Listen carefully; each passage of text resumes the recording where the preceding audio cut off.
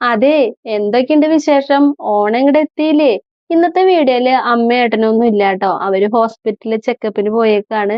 അവരില്ലെങ്കിലും നമുക്ക് വീഡിയോ ഇടണ്ടേ അല്ലേ? അപ്പൊ ദേ നമുക്ക് ഇന്ന് ഓണസദ്യയിലേക്കുള്ള 2 കറികളും ഉണ്ടാക്കാം. നമുക്ക് ഇന്നത്തേക്ക് കറിയും ആയി. അപ്പൊ നമുക്ക് ഇന്ന് ഉണ്ടാക്കാൻ പോണത് കാളനാണ് ട്ടോ. നല്ല കുറുക്ക് കാളനും ബീറ്റ്റൂട്ട് പച്ചടിയാണ് ട്ടാ. നമ്മള് കായ വെച്ചിട്ടാണ് ട്ടോ ഇവിടെ കാളൻ ഉണ്ടാക്കാറ്. ചിലര് ചേനയൊക്കെ ഇടാറുണ്ട്. നമ്മളിപ്പോ ദേ ഇവിടെ കായയുടെ തൊലിയൊക്കെ കളഞ്ഞ് അതൊന്ന് ചെറുതായി കട്ട് ചെയ്തിട്ട് നമ്മൾ മഞ്ഞപ്പൊടി വെള്ളത്തിലിട്ട് നന്നായിട്ടൊന്ന് കഴുകി വാരിയെടുത്തു.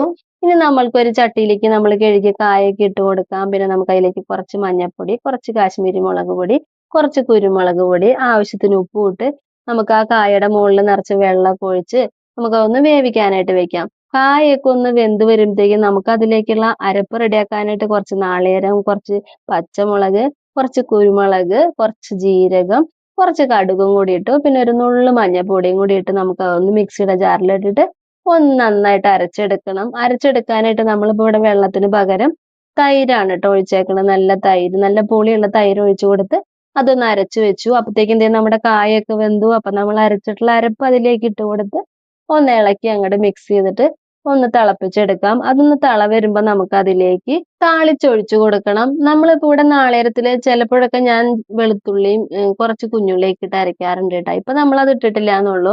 അപ്പൊ അതേ നമ്മൾ താളിക്കാനായിട്ട് കുറച്ച് വെളിച്ചെണ്ണയിൽ കുറച്ച് കടുകും വറ്റൽമുളകും കറിവേപ്പിലയൊക്കെ ഇട്ട് ഒന്ന് താളിച്ചൊഴിച്ചു. അപ്പൊ അതേ നമ്മളുടെ കുറുക്ക് കാളൻ ഇവിടെ റെഡി ആയിട്ടുണ്ട് കേട്ടോ. നല്ല കുറുകിയിട്ട് കിട്ടിയിട്ടുണ്ട്. അപ്പൊ അതേ നമ്മളുടെ കാളൻ ഇവിടെ റെഡിയായി. ഇനി നമ്മൾക്ക് അടുത്തത് ഉണ്ടാക്കേണ്ടത് നമുക്ക് ബീട്രൂട്ട് പച്ചടിയാണല്ലേ. അപ്പൊ അത് ഉണ്ടാക്കാനായിട്ട് ദേ നമ്മള് ബീട്രൂട്ടൊക്കെ നന്നായിട്ട് കുഞ്ഞതായിട്ട് ചിരണ്ടി എടുത്തിട്ടുണ്ട്. ഇനി നമുക്ക് അതൊന്ന് കഴുകി വാരാം.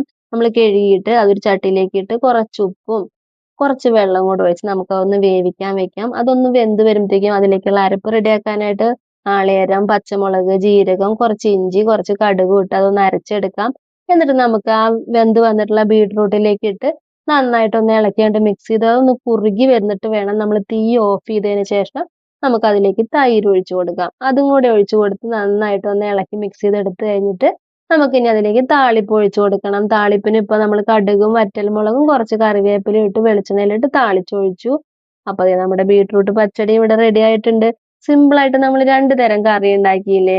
ഇന്നത്തെ നമ്മുടെ ഭക്ഷണം ഉണ്ടാക്കിയത് കഴിച്ചു കാണിക്കാനായിട്ട് അമ്മയില്ലാത്ത ഒരു കുറവുണ്ട് കേട്ടാ.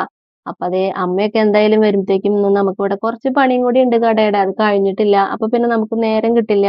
അപ്പൊ അതുകൊണ്ട് ഇന്നത്തെ കഴിച്ചു കാണിക്കല് വീഡിയോ ഒന്നും ഇല്ല കേട്ടോ. എന്തായാലും കറിയൊക്കെ നന്നായിട്ടുണ്ട്. അപ്പൊ എല്ലാവരും ഓണത്തിന് ട്രൈ ചെയ്ത് നോക്കിയോളൂ. അപ്പൊ അടുത്ത വീഡിയോ ആയിട്ട് വരാട്ടോ.